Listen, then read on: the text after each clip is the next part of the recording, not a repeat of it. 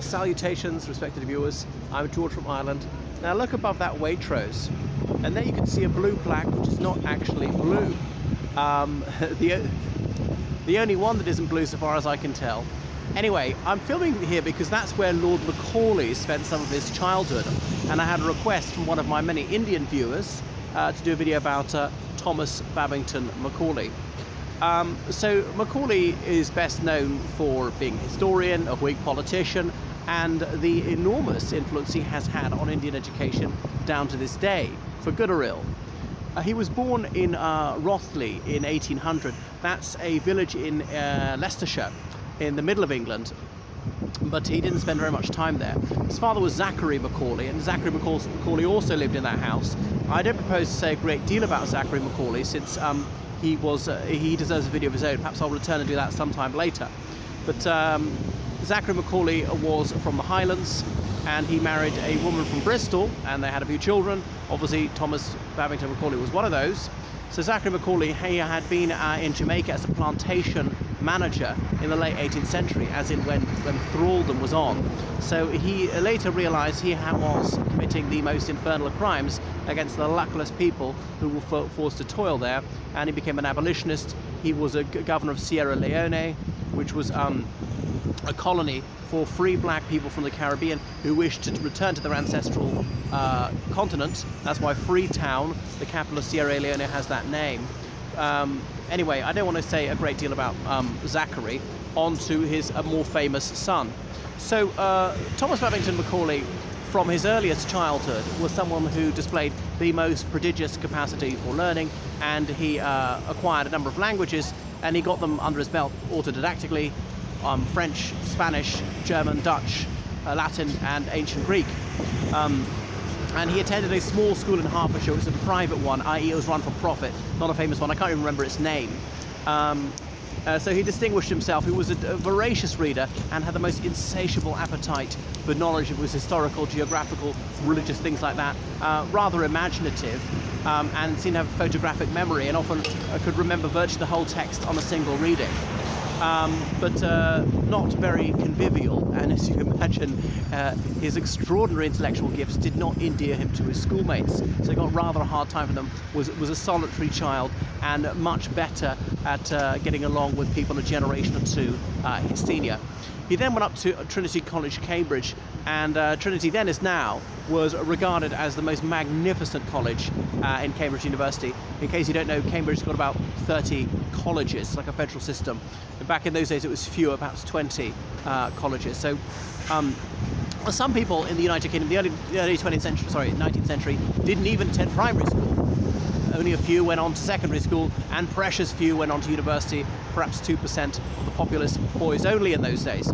So he composed a lot of poetry, as well as studying classics, and he read more or less the entire classical canon by the end of his life, especially when he was in India. Well, I'll come to this later in greater depth. He showed complete indifference and disdain for the literature of all the Indian languages, or indeed Arabic, which is widely read there, particularly amongst the Mohammedans, and only wanted to read Latin and Greek. Anyway, he composed lots of poetry, won the Chancellor's Medal for poetry when he was at Cambridge, debated in the Union the topics of the day, such as the abolition of slavery, and he was very much against servitude. So he went down from Cambridge. He was called to the Bar of England and Wales, but he never practised. He never went. He had some sort of involvement with one woman, but that was that. Anyway, he was an eligible bachelor, certainly wealthy by the end of his life. And he began penning articles for the Edinburgh Review, which was one of the foremost intellectual magazines of the day. These were very turgid articles of several thousand words, very in-depth, using a very challenging vocabulary, and they would use the whole breadth of English lexis, since we had to have that to entertain ourselves. We had no radio, no television. People had longer attention spans. We've been conditioned to have a minimal attention span, well, that of a mayfly, really. So he wrote lots of letters to various newspapers saying that servitude must be done away with. It really was an abomination. Well, who could take your on that one? Anyway, so he was admired by the Marquis of Lansdowne, as in descendant of that Prime Minister, who had him elected for a pocket borough of Caen in Wiltshire. C-A-L-N-E. What was I going to say about, there, because it was pocket boroughs was effectively controlled by Lord Lansdowne, who owned most of the property there, and most people there were either his tenants or his employees. So you'd vote the way he wanted to. You'd jolly well better do. You could be sacked or indeed evicted, and that was completely illegal at the time. So he went into Parliament to argue for the Great Reform Act, which was a trifle ironic since under his own schema he would never have been elected. Pocket boroughs would be done away with, and indeed they were. He was a Whig, incidentally, I should have pointed that out, very much against the Tories. So should they have this? People said that it would change the settled order of things, it would undo the constitution, it was vandalism, and really only the upper orders were allowed to vote, and you allow more of the middle sorts to vote. And what was this to lead to? The working class being allowed to vote? Well, Lord John Russell, Finality Jack is became known as, say, we will allow this, but this is the final settlement of the constitution, no more revisions hereafter. Finality Jack he was known as, that Jack Russell, who later gave his name to the breed of dogs and later became Prime Minister, grandfather of Bertrand Russell. But Finality Jack was to change his mind, and it wasn't final, as we'll to see. The Representation of the People Act, as it was properly called, commonly known as the Great Reform Act, 1832 was passed, and Macaulay's famous dictum is "Reform that you may preserve." And he was recalling Edmund Burke, who was a Whig at one point, certainly, a couple of generations earlier, and Burke saying that society was incapable of reforming itself, is incapable of preserving itself. So the greatest tradition is change. You've got to move with the times. You need to adapt. And more people are literate and so on. And this led on to the Whig idea of progress. And I've made very extensive videos about that. And the idea that history is teleological. And some people will say this is one of the biggest flaws in assuming that it is, that we move forward, that as more people become literate, as we become wealthier, we should change things and admit more people to the pale of the Constitution. So the franchise was being broadened, but there was rioting in the streets. The Napoleonic Wars were long over, almost 20 years before that, but the government was still using lots of repressive legal instruments, and the definition of sedition had been unduly broadened, and you couldn't be transferring the whole population to Australia. There was rioting in Nottingham for days, and the Duke of Newcastle's castle was burnt down, and on and on. So eventually, that's why they were able to pass it. And the king at the time, William IV, said that if the Tory peers didn't pass it, he would ennoble hundreds of Whig peers and who would pass it, and the Tory peers didn't want to be déclassés, rubbing shoulders with mere parvenus. Anyhow, so it was passed. He represented a number of other seats. Leeds, which is in Yorkshire, up at that time it hadn't had its own member of parliament, it had just been simply part of Yorkshire, because it wasn't a parliamentary borough. Because Parliament in England and Wales, as we know it, was around since 1265. I know there'd been a Wit and a Gamot long before that. But so 2 knights from each shire, two burghers from each borough. Burgher, not the kind you eat, but as in a leading citizen, a burgess. That's why the House of Burgesses in the American colonies. And so if a town was given the status of a borough, it could elect 2 burgesses. Its population might be tiny. But a place could grow to a very large population of 100,000 and not have a single person to be elected from Parliament. So Leeds elected someone only in so much as it was part of Yorkshire, to share 2 of the MPs for the whole of Yorkshire, and not for itself as a borough. If you're a borough within Yorkshire, then you're separate. You had 2 MPs just for your borough. If that sounds confusing, well, it is. So he represented that town for a while, but he took the most lively interest in education, despite the fact he was no pedagogue himself. And he later went out to spend 4 years in India, because there was the Governor General. The Honourable East India Company was still ruling India. I call it Honourable just because that was his official name. I know some people take the most vigorous possible exception to the use of that word in relation to that company.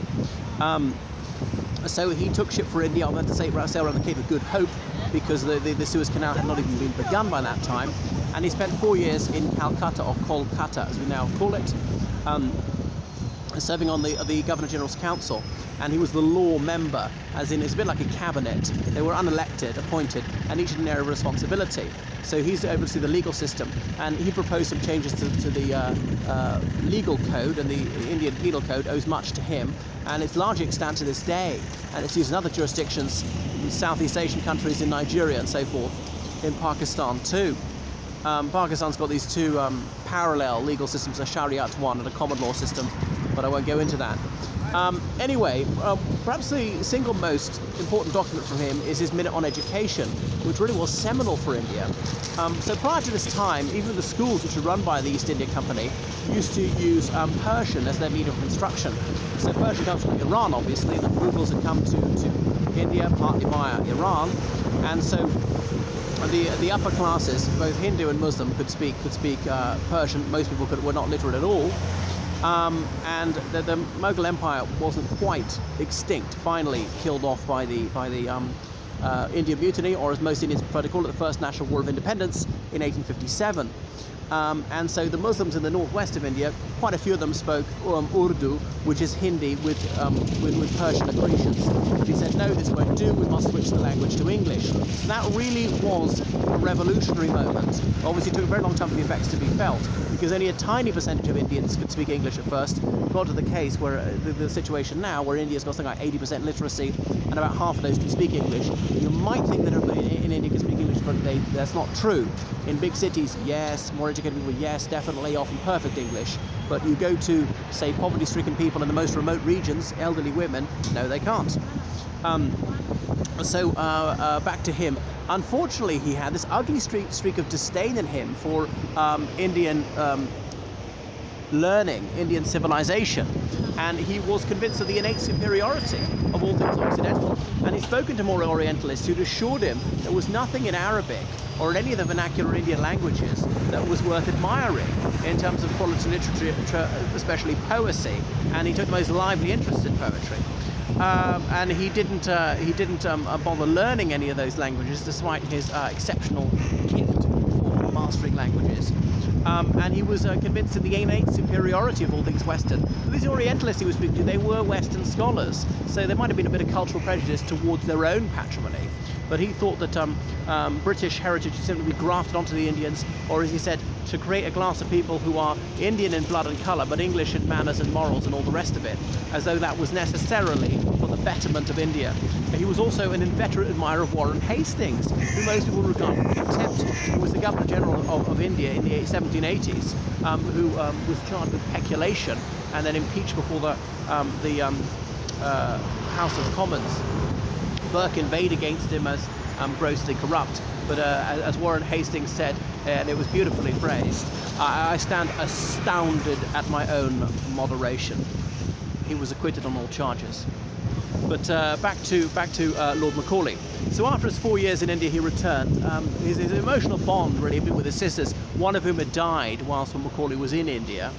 And his father was dead by this time as well. And notice he alluded himself to English, which he was. He's also half Scots, but he spent very little time in Scotland. So he was elected for Edinburgh, MP for Edinburgh, while he eventually lost that seat. So he was brought up a Protestant. There was a lot of anti-Catholicism at that time. He thought Protestantism was definitely preferable and related to progress. He associated Catholicism with absolute monarchy. But despite that, he supported the increase of the Maynooth grant. Maynooth was a Catholic seminary, still is, just west of Dublin. So it was financially supported by the government. Obviously, the whole of Ireland, we were part of the UK at the time. And some people thought this as simply trying to buy the loyalty of the Catholic clergy.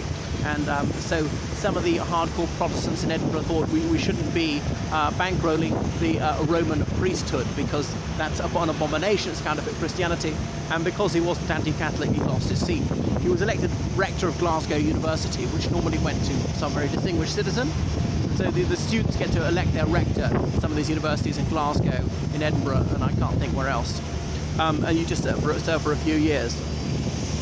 So he managed to get back into Parliament. Later he was ennobled as Lord Macaulay of Rothley. Rothley, of course, being his birthplace. He didn't have much connection with Leicestershire after that. So he started working on his magnum opus, which was a history of England in 5 volumes. And it starts in 1688, if I remember correctly, that revolution, and I've read it. Now, he wanted it to be fashionable for young ladies to read it as though it was the most exhilarating novel. So it's got pace, it's very colourful, it's certainly opinionated. I noticed when I read it, my goodness, I was supposed to read this undergraduate. Typically, if I have to read it, something it immediately becomes tedious to me. So I read it when I was on holiday in Barbados, of all places. And Louis XIV referring to him as Lewis, Lewis, and using words like administratrix, as in a female administrator. But and he visited Ireland, and he described my hometown as possessing a college which is worthy to stand on the High Street at Oxford. High praise indeed. He didn't quite complete his work. He croaked before he died. It was supposed to be didactic. It was a work of Whiggery, all right, of progress. And as he said, there was no destroying revolution in the 18th century because there was a preserving one in the 17th century to preserve liberty. And it's ordered freedom, not license, liberty, slow progress, more people getting the right to vote, greater freedom of expression, and Protestantism safeguarding property and freedom of conscience and so on, as opposed to obscurantism, oppression, which is Catholicism, and absolute monarchy, a parliamentary government, not democracy, taking steps towards it, and thought the Indians would undergo a similar process, and that they were benighted and they were being enlightened by this beneficent British administration. Okay, anything else about Macaulay? Oh yes, well, he's a poet, and then his famous book of verses is the Lays of Ancient Rome. So although they are composed in English, but they're meant to be in Roman style, and the most famous quatrain of that is, "Oh, how can man die better than facing fearful odds for the ashes of his fathers and the temples of his gods?" And it was the height of popularity when Churchill was a boy, and he won a prize for reciting the whole thing in a declamation competition. I remember reading Ernie O'Malley's memoirs about the Irish Civil War, was "On Another Man's Wound and a Singing Flame," and quoting that when he was in the forecourts. But people hardly read it anymore. Lay, by the way, being an antique word for song. It's not I laid her. It wasn't that vulgar. Not into that sort of thing. So had few fleshly desires, though he was decidedly corpulent towards the end of his existence. He died in 1859, so his peerage died with him, and he's memorialised in Westminster Abbey. I don't think he's interred there. I could be mistaken. So anything else to point out about Macaulay? So people have taken issue with what he's saying. It's nonsense, and you're just trying to squeeze history to fit this preconceived format. And it really wasn't about freedom, it was often about oppression of people. Yeah, so the British, they kidnapped people in West Africa and treated them with the most satanic cruelty. Was that liberating them? Come off it. All right, that's enough about Macaulay. So I hope you are almost satisfied, the person who requested this. Perhaps I'll talk about Zachary on another occasion. Toodle pip.